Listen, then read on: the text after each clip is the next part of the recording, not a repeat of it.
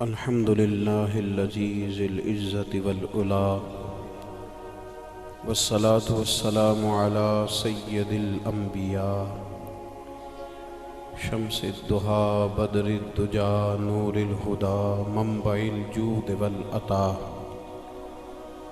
أما بعد، أعوذ بالله من الشيطان الرجيم. بسم الله الرحمن الرحيم. لقد من الله على المؤمنين إذ بعث فيهم رسولا. قال الله تبارك وتعالى في القرآن المجيد والفرقان الحميد: كنتم خير أمة أخرجت للناس. صدق الله العظيم وصدق رسوله النبي الكريم، ونحن على ذلك لمن الشاهدين والشاكرين، والحمد لله رب العالمين. إن الله وملائكته يصلون على النبي يا أيها الذين آمنوا صلوا عليه وسلموا تسليما. الصلاة والسلام عليك يا سيدي يا رسول الله، وعلى آلك وأصحابك يا سيدي يا حبيب الله.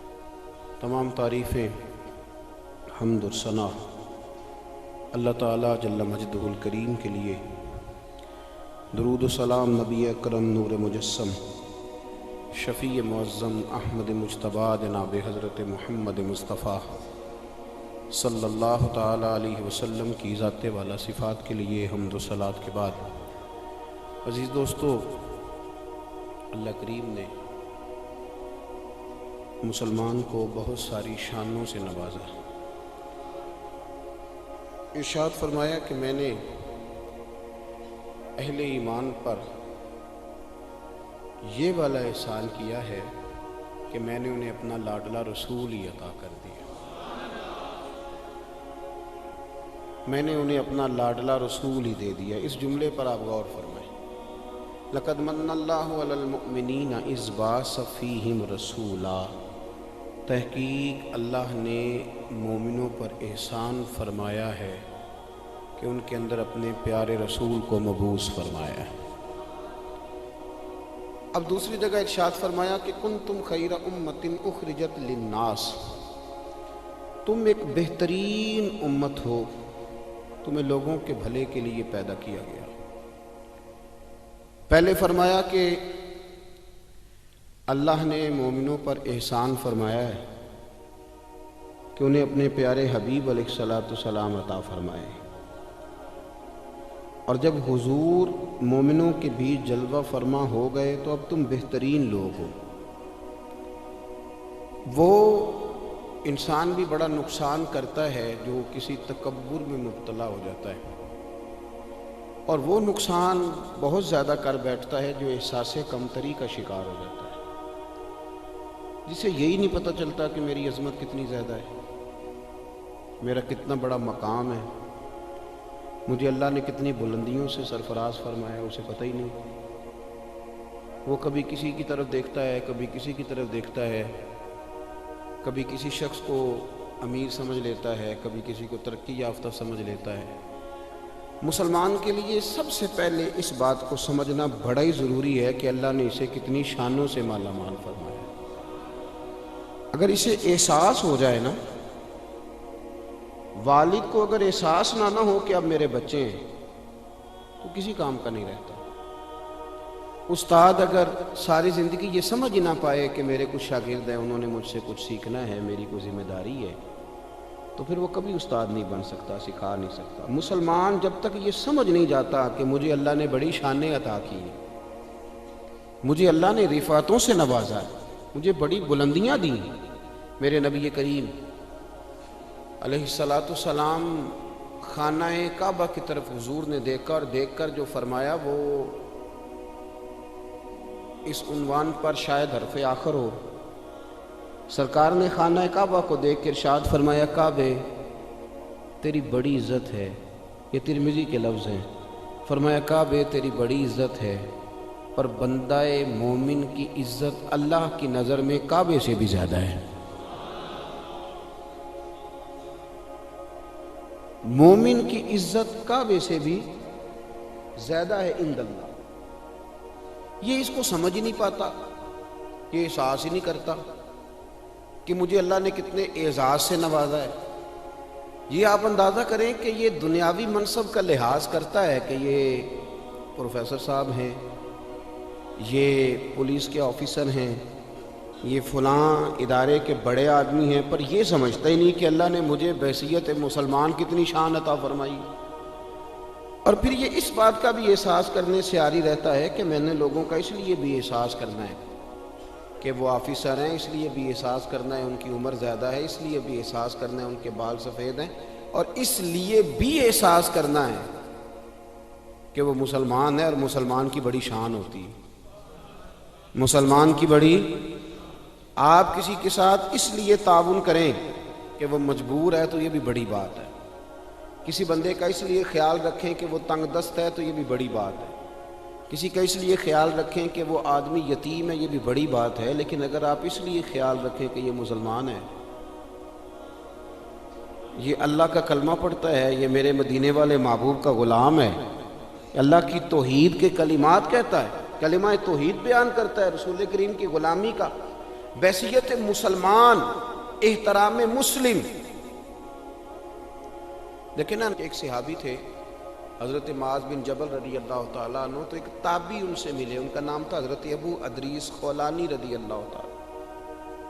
وہ حضرت معاذ بن جبل سے کہنے لگے، وہ کہتے دمشق کی جامع مسجد میں حضرت معاذ بن جبل رضی اللہ تعالیٰ عنہ بیٹھ کے تو حدیثیں بیان کرتے تھے.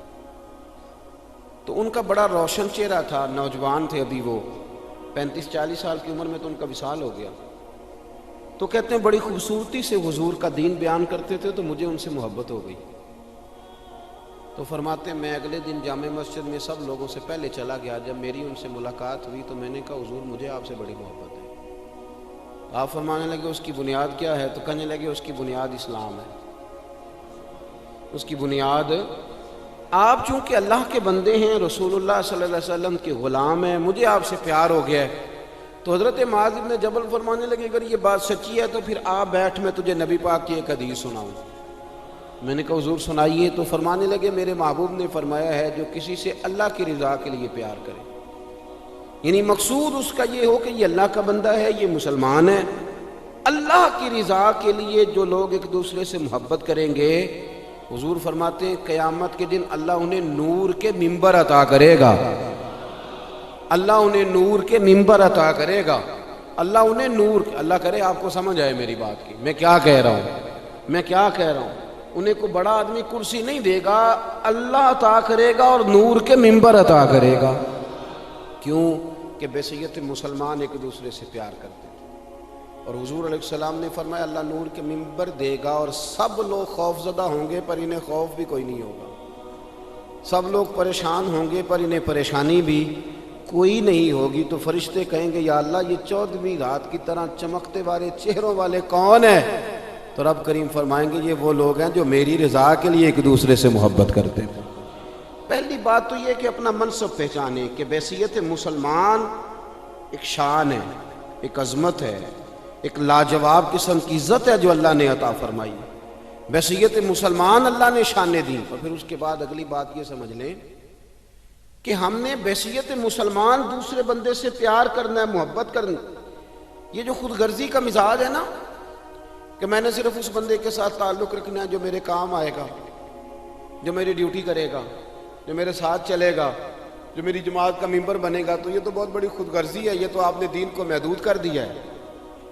آپ نے تو کسی کا کام صرف اس لیے کر دینا ہے کہ یہ رسول اللہ کا غلام ہے، یہ نبی پاک کا غلام ہے. آپ بات کو سمجھیں، فقط اس لیے. یار دیکھو نا، جو میرے ساتھ کلاس فیلو پڑھتا رہا اس کی تو میں کچھ قدر کرتا ہوں نا کہ میرے بھی استادوں کا یہ شاگرد ہے. جو میرے حضرت کے مرید ہیں میں ان کی بھی کچھ قدر کرتا ہوں نا کہ میرے پیر بھائی ہیں. تو جو میرے کلاس فیلو تھے ان کی بھی قدر کی، پیر بھائیوں کی بھی قدر کی، محلے والوں کی بھی قدر کی. یہ کس لیے کی کہ کوئی نہ کوئی نسبت ہے. تو میرے نزدیک استاد کی نسبت بڑی ہے، پیر کی نسبت بڑی ہے، یہ مدینے والے رسول کی نسبت بڑی ہے. تو بڑی نسبت تو رسول کریم کی ہے نا.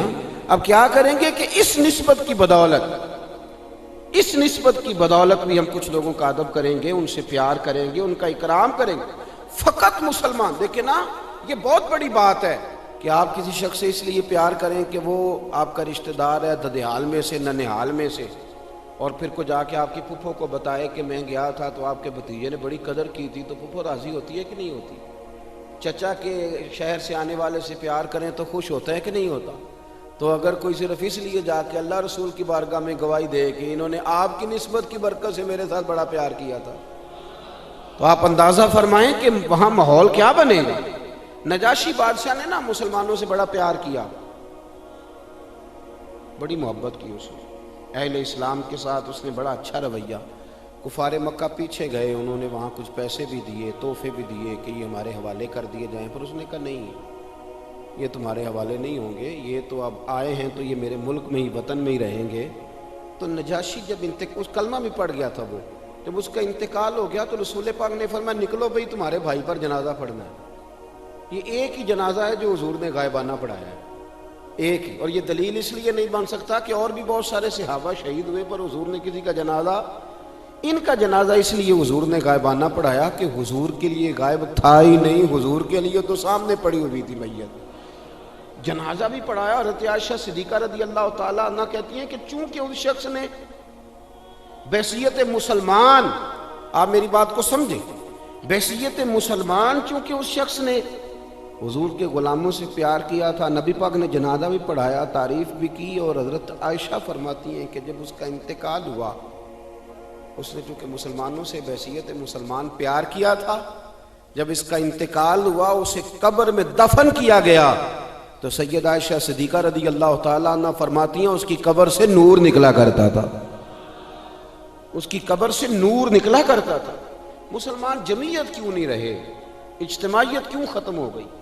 اس لیے کہ یہ جو ایک سوچ تھی نا کہ برادری کا بھی خیال کرنا ہے، علاقے کا بھی خیال کرنا ہے، مجلس کا بھی خیال کرنا ہے، اگر کبھی یہ سوچ بن جائے نا کہ بحیثیت مسلمان بھی تھوڑا تھوڑا خیال کرنا ہے، تھوڑی تھوڑی توجہ دینی ہے بحیثیت مسلمان بھی، ہمیں غور کرنا ہے کہ یہ میرا مسلمان بھائی ہے، یار میں اس کے کہیں کام آ جاؤں، کوئی تھوڑی اس کی مدد کر دوں، میں اگر تھوڑا سا کسی جگہ اس کی مشکل کے لیے آگے بڑھ سکتا ہوں تو میں آگے بڑھوں۔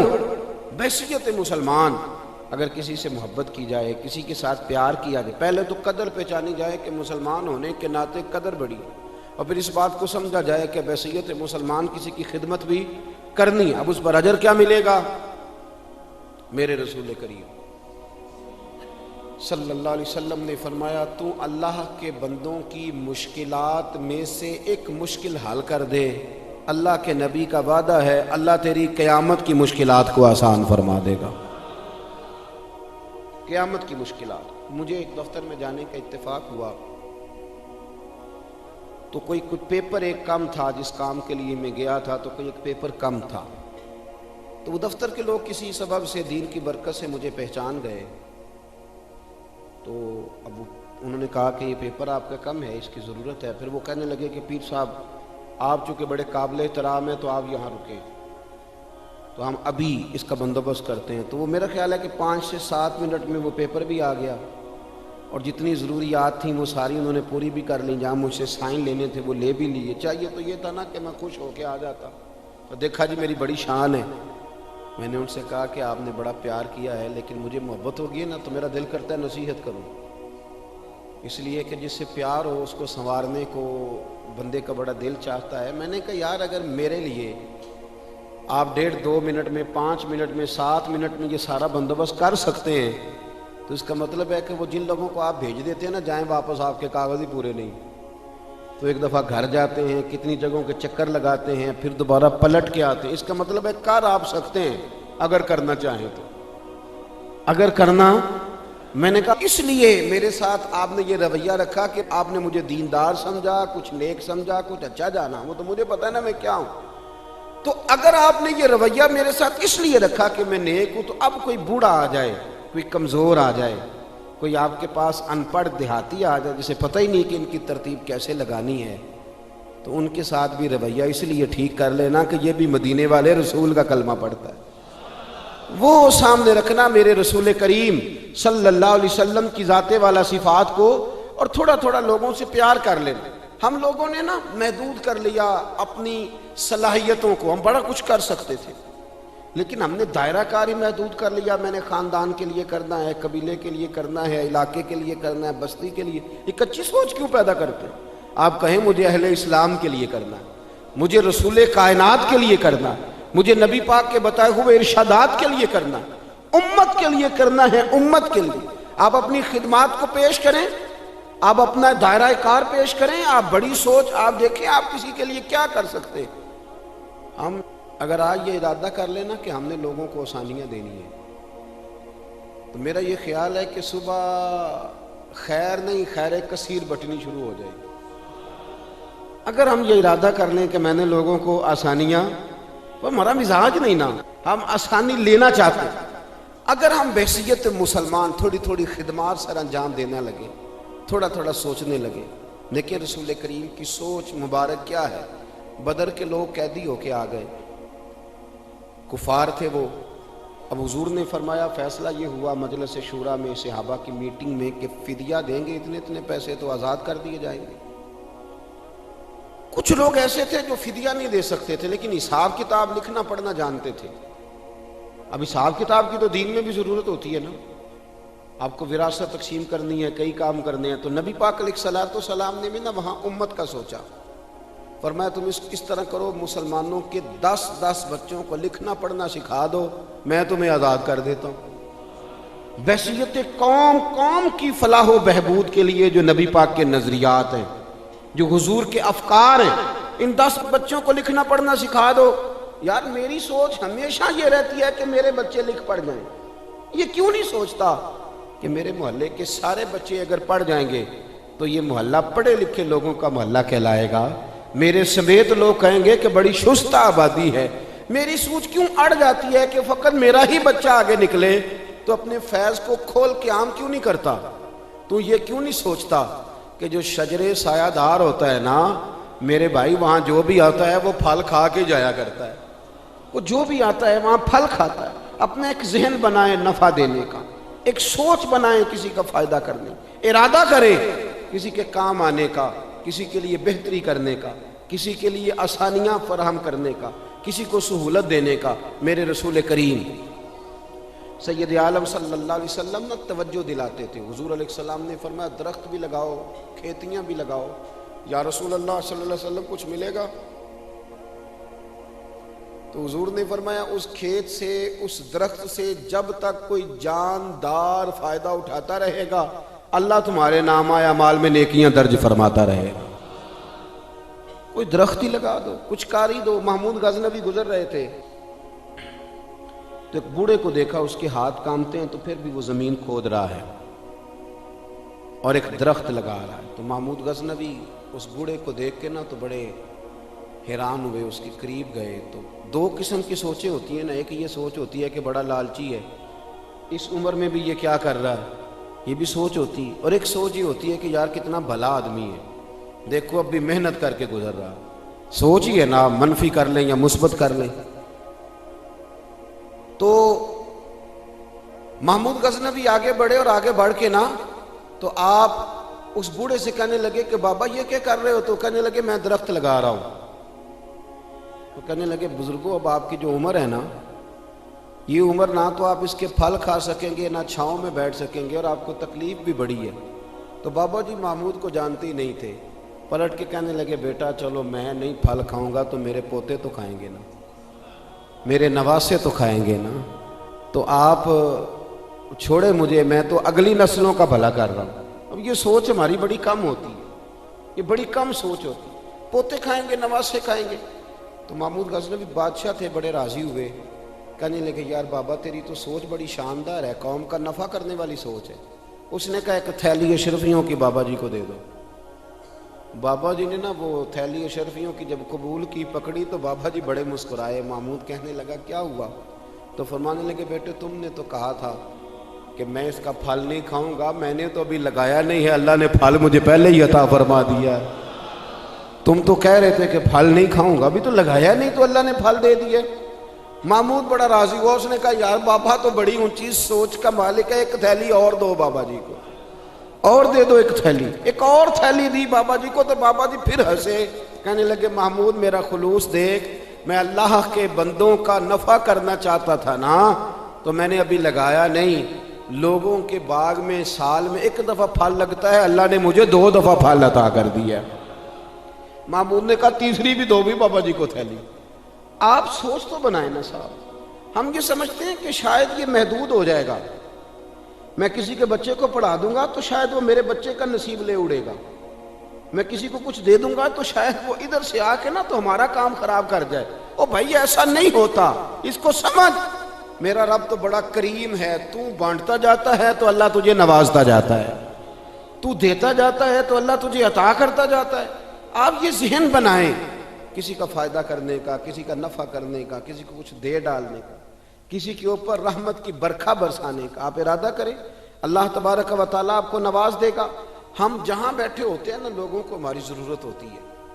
حضرت عبداللہ ابن عمر رضی اللہ تعالیٰ عنہ نے ایک 100 دینار الگ کر کے رکھا ہوا تھا، پورا 100 دینار، بہت بڑے پیسے ہوتے تھے اس زمانے میں۔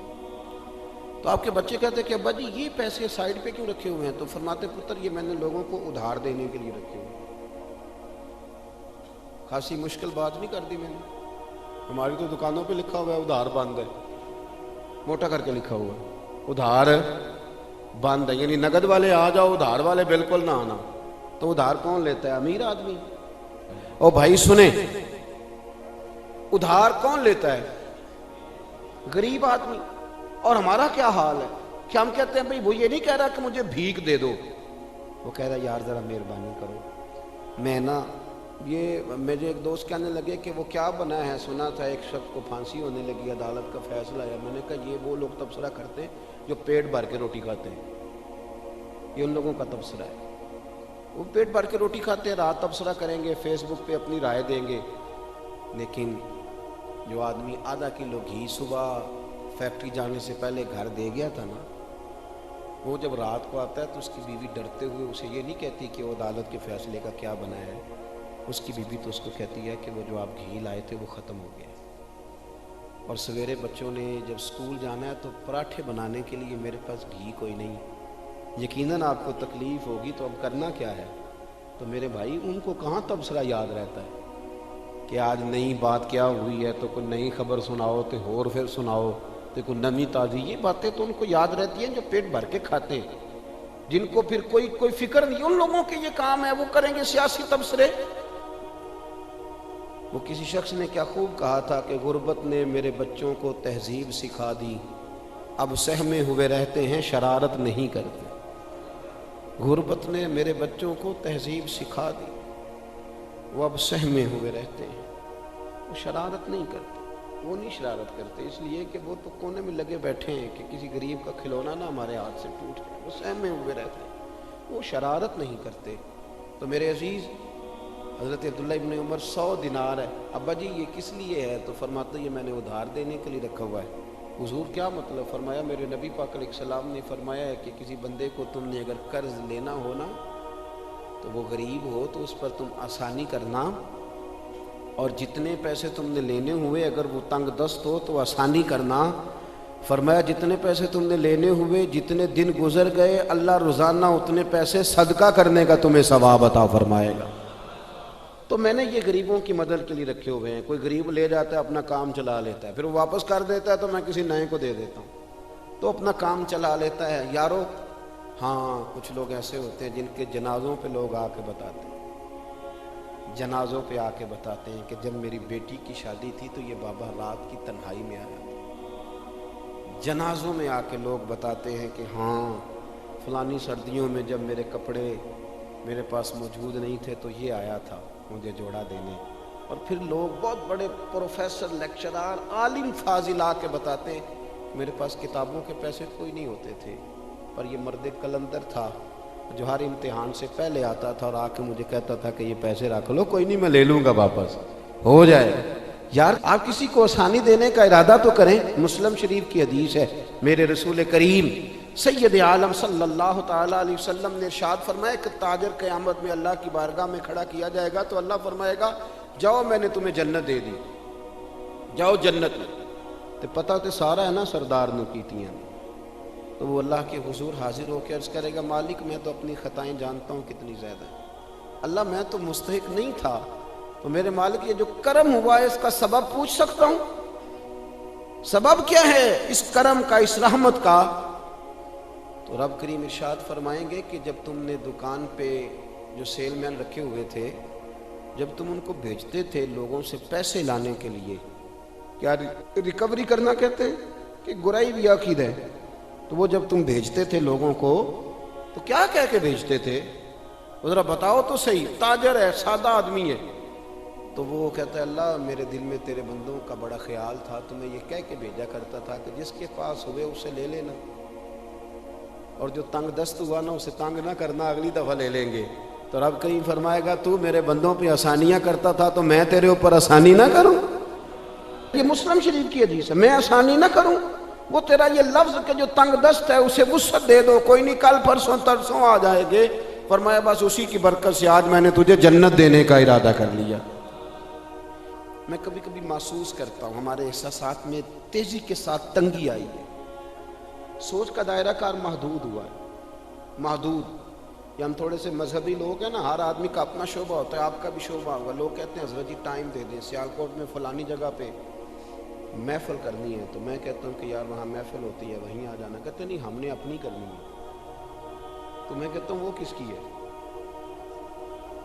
یعنی وہ جو آپ نے اپنی کرنی ہے، یعنی اس مسجد میں آپ آئے تھے تو اب آپ اس مسجد میں بھی آئیں.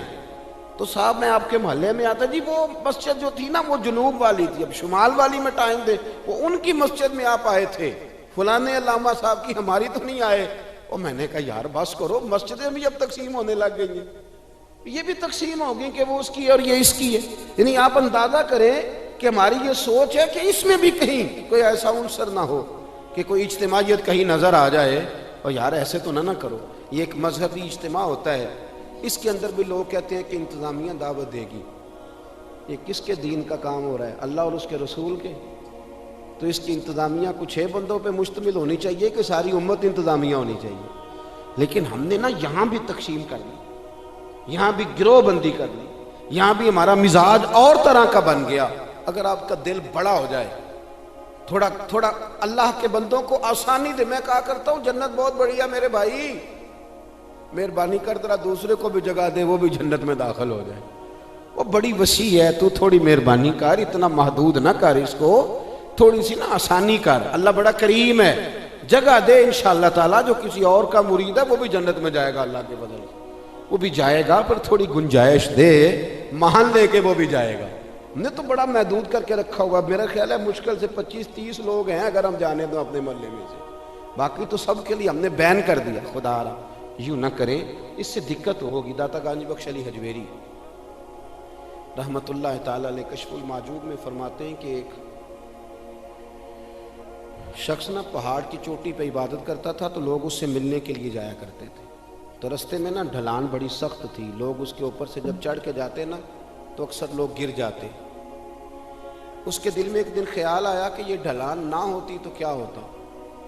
تو رب کریم نے اس وقت کے پیغمبر علیہ السلام کو وہی فرمائی کہ اسے کہو تو میری تخلیق پہ اعتراض کرتا ہے، نہ ہوتا تو کیا ہوتا. فرمایا اسے کہہ دو کہ تیرا نام میں نے اپنے نیک بندوں کی صف سے کاٹ کر نافرمانوں کی صف میں لکھ دی.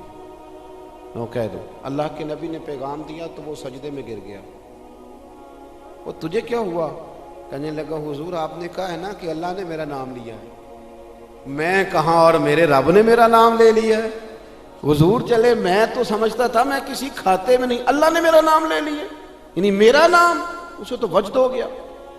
وہ پیغمبر کی بارگاہ میں عرض کرنے لگا حضور آپ میرا پیغام اللہ کے حضور عرض کر دیں گے؟ کہا ہاں میں کہہ دوں گا.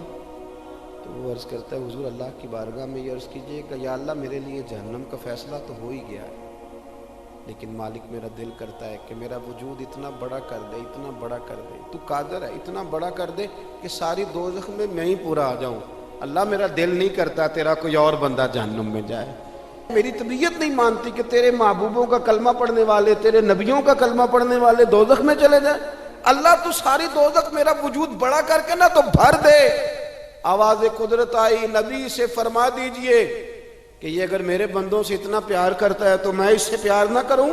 اسے کہہ دیجئے اس کے گناہ بھی بخش دیے، اسے ولیوں میں بھی شامل کر لیا، اور قیامت میں یہ جس جس کی سفارش کرے گا اللہ سب کو جنت عطا کر دے گا۔ پر یہ ہے کہ پروگرام ہی نہیں ہے۔ اتنی محدود سوچ، تھوڑا تھوڑا پیار کریں، تھوڑی تھوڑی محبتوں میں وسعت لائیں، آپ تھوڑا شوق جواں کریں اپنا، آپ یہ مزاج بنائیں کہ مجھے اللہ کے بندوں سے محبت کرنی ہے۔ علامہ اقبال کہنے لگے خدا کے بندے تو ہیں ہزاروں اور بنوں میں پھرتے ہیں مارے مارے، میں تو اس کا بندہ بنوں گا جس کو خدا کے بندوں سے پیار ہوگا۔ اپنے مسلمان بھائی کے لیے اپنے دل کے اندر نرمی لائیں۔ لوگوں کی کمزوریاں دیکھیں گے تو آپ ایک منٹ بھی کسی کے ساتھ نہیں چل سکتے، اور یہ حال میرا بھی ہے اور آپ کا بھی ہے۔ تو اگر کوئی ہماری کمزوری دیکھ لیتا وہ چل سکتا ہے ہمارے ساتھ؟ میں اکثر کہا کرتا ہوں کہ اگر ہمارے عیب کھول جائیں تو لوگ ہم سے ہاتھ نہ ملائیں۔ اگر ہمارے اندر کی باتیں کبھی باہر نکل آئیں تو شاید لوگ ہمیں ملک بدر کر دیں کہ تم اس قابل نہیں ہو کہ دھرتی پہ رہ سکو۔ تو یارو اتنی کمزوریوں کے باوجود اگر اللہ نے ہماری پردہ پوشی کی ہے تو چل تو بھی کسی کی کمزوری کے باوجود اس کے ساتھ نیکی کر، تو بھی اس کی کمزوری۔ میں نے ایک ہاسپٹل میں ایک نوجوان کو دیکھا، ڈاکٹروں کے آنے پر بھی لوگ خوش ہوتے ہیں۔ ایک دفعہ میں ایک ہاسپٹل میں بیٹھا تھا تو ایک نوجوان آیا، تو میں نے دیکھا کہ اسے دیکھتے ہی لوگ خوش ہونے لگے، اور کوئی علامہ صاحب نہیں، صوفی صاحب نہیں، پیر صاحب نہیں، کلین شیف آدمی ہے۔ ابھی میں نے عجیب سے اس کے احوال دیکھے، وہ کسی کو کھانا دیتا، کوئی بچہ ہوتا تو اس کو ٹافیاں دیتا، کسی کو کہتا کہ وہ تیری رپورٹ آ گئی ہے اور کچھ بھی نہیں آیا تو ایسے ہی ٹینشن لے رہا، کسی کو کوئی جملہ کہہ دیتا، کسی کو کوئی جملہ کہہ دیتا۔ وہ اپنی مستی میں آیا، آ کے چلا گیا۔ تو میں نے پوچھا یہ کون ہے؟ کہنے لگے کوئی بھی نہیں، ویسے اس کا شوق ہے، یہ آ جاتا ہے۔ تو میں نے کہا یہ ویسے ہی نہیں ہے، یہ اللہ کا کوئی خاص بندہ ہے۔ جو لوگ بستروں پہ مایوس پڑے ہوں وہ جس کا چہرہ دیکھ کے خوش ہو جائیں۔ میرے رسول پاک نے فرمایا ہے کہ اگر تو نے میرے کے دل میں خوشی ڈال دی تو اللہ تجھے 60 سال کی نفلی عبادت کا ثواب عطا کرے گا۔ اگر میرے مومن کے دل میں تم نے خوشی ڈال دی تو 60 سال کی نفلی عبادت، بے ریا نفلی، امام غزالی حدیث لائے، 60 سال کی نفلی عبادت کا ثواب۔ او یارو مہربانی کرو، آؤ تھوڑا سا نا دکھ سمیٹنے کی کوشش کریں، آؤ اپنی مسکراہٹ کے اندر اپنی بہت ساری پریشانیوں کو چھپائیں، اور تھوڑا تھوڑا زخموں پر مرہم رکھنے کا ارادہ کریں۔ کوئی ضروری تو نہیں نا یار کہ انسان خود غرضی کی زندگی جیے، وہ ایک چھوٹی سی دنیا آباد کرے، اپنی دنیا کو بڑا کیوں نہیں کرتا؟ تو تھوڑا تھوڑا کر کے آگے کیوں نہیں نکلتا؟ میں کبھی کبھی ایک کار ہمارے شہر میں میرے آگے سے گزرا کرتی تھی، اس پہ لکھا ہوتا تھا خدائی خدمتگار، جو نا موٹا کر کے خدائی خدمتگار۔ تو سیدھا سادہ بندہ تھا، اللہ تعالیٰ اس کو جنت دے، وہ انتقال کر گیا۔ تو میں نے ایک دن اس کو کھڑا کر کے کہا، میں نے کہا آپ کا نام کیا ہے؟ کہنے لگے جی میرا نام ہے میاں رانجھا صاحب دا سانجھا۔ او میں نے کہا یہ کون سا نام ہوا؟ کہنے لگا جی میری خواہش ہوتی ہے کہ کوئی مینوں کام دسے، تو میں نا دفتروں میں ملتا ہوں اللہ کے فضل، میاں رانجھا صاحب دا سانجھا۔ لیکن میاں رانجھا واقعی سانجھا تھا، بڑے لوگوں نے گہرے آنسو بہائے اس کے جانے پر، بڑا لوگوں نے اس سے پیار کیا، بڑی لوگوں نے اس کے ساتھ محبت کی۔ سنگیو دیکھو تھوڑا تھوڑا کر کے اگر ہلکا پھلکا، یار ہمارا ہوتا ہے تعلق، ہمارا تعلق ہوتا ہے، ہمارے ٹیلی فون پہ کچھ کام ہو سکتے ہیں، ہماری طبیعت ہوتی ہے۔ بہت سارے لوگ ایسے ہوتے ہیں جو بیچارے مجبور ہوتے ہیں، اگر ہم جائز سفارش کر دیں تو ان کا نفع ہو سکتا ہے، لیکن کیونکہ مزاج نہیں۔ مجھے ایک بات بتائیں دیانتداری سے کہ اگر آپ کے پاس محلے کا کوئی شخص آ تو آپ نے کہا جی نہیں میں نے کبھی کسی کو کام نہیں بتایا، تو آپ نے اس بندے کو دھتکار دیا، تو وہی مسئلہ اگر آپ کے بیٹے کا بن جائے، کر نہ دلیری، اب تو کہہ کہ میں نے کبھی کسی کو کام نہیں بتایا، تو کہہ الجھا رہنے دے بیٹے کو، تیرا پتہ چلتا ہے کہ تو بڑا خوددار ہے، انہیں کبھی کسی کو کام نہیں کہا، کہہ ذرا کر بات۔ میں اور آپ اس نبی کے ماننے والے ہیں، اس پیغمبر کے کہ حضرت بلال کہتے ہیں کہ بی بی کا تیل بہہ گیا تھا، زمین پی گئی تھی تو وہ رو رہی تھی، میرے رسول کا نام بھی نہیں پوچھا، غریب سی عورت ہے، یہودی کی مولاد، اور یہاں کیوں کھڑی ہو، کیوں رو رہی ہو؟ عرض کرنے لگی وہ میں تیل لینے آئی تھی 4-5 دینار کا، تو وہ ایڈی میری لگی ہے کسی پتھر سے تو بہہ گیا ہے، تو زمین پی گئی ہے۔ تو میرے نبی پاک نے فرمایا بلال جا گھر سے پیسے لا، اسے دے تاکہ تیل خرید لے۔ اس نے تیل خرید لیا تو اس کو دیا، تو پھر رونے لگی، اب کیوں روتی ہو؟ تو کہنے لگی مار تو اب بھی پڑ جائے گی، میں غریب ہوں تو میری مالکن کہے گی تو دیر سے کیوں آئی؟ حضرت بلال کہتے ہیں قربان جاؤں وہ نبی جن کے استقبال کے لیے 70 ہزار فرشتے معراج کی رات آسمان کے دروازوں پہ کھڑے رہے، وہ پیغمبر جن کی زیارت کے لیے انبیاء دعائیں مانگے، وہ محبوب جن کو اللہ پیغام بھیجے کہ محبوب آجا رب تیری ملاقات کا شوق رکھتا ہے، وہ محبوب فرمانے لگے چل نہ بتا تیرا گھر کہاں ہے، میں تیری سفارش کر کے آتا ہوں۔ تو حضرت بلال کہتے ہیں سادے کپڑے، کوئی جانتا نہیں، کوئی نام نہیں، پرانا سا دوپٹہ، بی بی آگے آگے اور مدینے والے رسول پیچھے پیچھے، وہ سارا مدینہ گزار کے لے گئی۔ تیری صورت تیری سیرت زمانے سے نرالی ہے، اور تیری ہر ایک ادا پیارے ادائے بے مثالی ہے۔ کہتے ہیں لے گئی وہ سارا کچھ گزار کے، اور یہودن کے دروازے پہ لے کے چلی گئی۔ حضور کو تھوڑا ہی عرصہ ہوا تو مدینہ شریف تشریف لائے، دروازے پہ دستک دی، وہ باہر آئی تو محبوب نے بس نہ یوں آنکھیں ذرا اٹھائیں تے پہلی نظر ہی لوٹ لے ماہی تیرے ہار شنگارا، قاتل نین تے ناگن زلفاں پئیاں مارن دوروں ہی ماراں تے کسے نو کول نہ پھٹکن دتا تیرے حسن دے پہرے داراں، آزم تو کلہ ہی نہیں ہے تے ہوئے پھر قتل ہزاراں۔ ایک دفعہ نظر اٹھائی، پھر نظر مبارک جھکا لی، فرمانے لگے یہ تیری ملازمہ ہے کا میری ہے کہ اس کی غلطی کوئی نہیں، بیچاری کو تیل گر گیا تھا نیا خریدتے دیر ہو گئی، اسے کچھ کہنا نہ۔ بی بی کہتی ہے ڈاڈی میں بھی بڑی تھی پر حضور آ گئے، میں جانتی بھی نہیں تھی، پر میں نے کہا حبیب میں کچھ بھی نہیں کہوں گی۔ رسول کریم یہ بات کہہ کے واپس لوٹے تو مالکن ملازمہ دونوں دیکھنے لگی کہ یہ کون تھے۔ وہ سنا کے سخن اور دکھا کے پھبن، سب پھوک گئے مورا تن من دھن، یہ کون تھے؟ اتنے جملے کہہ کے چلے گئے۔ حضرت بلال کہتے میں پیچھے تھا تو اس نے میرا پلو تھام لیا، کہنے لگی غلام یہ کون تھے؟ تو کہا نہیں جانتی، یہی تو رسول کریم ہے۔ دوڑ کے حضور کے قریب گئی اور جا کے کہنے لگی محبوبہ دروازے تک آئے ہو تب کرم فرماؤ نہ ہمیں کلمہ ہی پڑھاتے جاؤ، ہم نے تو یہ انداز ہی پہلی دفعہ دیکھا ہے۔ اور میرے بھائی سفارش ہم بھی کرتے ہیں، پر یہاں بندہ تگڑا ہونا چاہیے اور یہاں ہمارا بڑا قریبی ہونا چاہیے، مسلمان سمجھ کر، عام آدمی سمجھ کر، رسول اللہ کا غلام سمجھ کر، اس کی شان پہچان کر تھوڑا تھوڑا آگے بڑھیں۔ آنسو پوچھنے والے لوگ تھوڑے رہ گئے، طنز کر کے تنقید کر کے گزرنے والوں کی تعداد بڑھتی جا رہی، تعریف کرنے والے لوگوں کی تعداد محدود ہوتی جا رہی، تنقید کرنے والے لوگ بہت زیادہ ہو گئے۔ میرے ملک میں میری ملت میں جتنے لوگوں کے عیب اچھالنے کی ڈیوٹی سر انجام دیتے ہیں، اس سے اگر آدھے لوگ بھی لوگوں کی مرہم پٹی کا فریضہ سر انجام دینے لگے، میں اکثر دوستوں سے کہتا ہوں کہ جتنا وقت ضائع کرتے ہو نا حکومتوں کو سمجھانے میں، اس سے آدھا وقت اپنے آپ کو سمجھانے میں ضائع کرو، آدھا وقت ذرا اپنے آپ کو سمجھا لو۔ میں نے بھی تو 1.5 کروڑ روپیہ لگایا نا اپنے مکان میں، چونکہ میں نے اندر رہنا تھا، تو اگر میں صرف 10,000 روپیہ اپنے گیٹ کے سامنے لگا لیتا نا، کہ لوگوں نے گزرنا تھا، لیکن وہ چونکہ صرف میرا نہیں ہے، وہاں سے زمانے نے گزرنا ہے۔ بہت سارے لوگ ایسے ہیں کہ جو صرف 3 فٹ 2 فٹ اپنی دیوار تھوڑی پیچھے کر لیں تو بہت بڑا نفع ہو جائے لوگوں کا، لیکن وہ چونکہ لوگوں نے گزرنا ہے، وہ نفع کرنے کو ہم تیار نہیں ہوتے۔ ایک موٹر سائیکل ہے میری اور مجھے اپنے گھر کے اندر جانا ہے روزانہ اس موٹر سائیکل کو لے کر کے، تو اس کے لیے میں زینے بنا لیتا ہوں، سیڑھیاں بنا لیتا ہوں، اور میں ساری مخلوق کا راستہ بند کر دیتا ہوں۔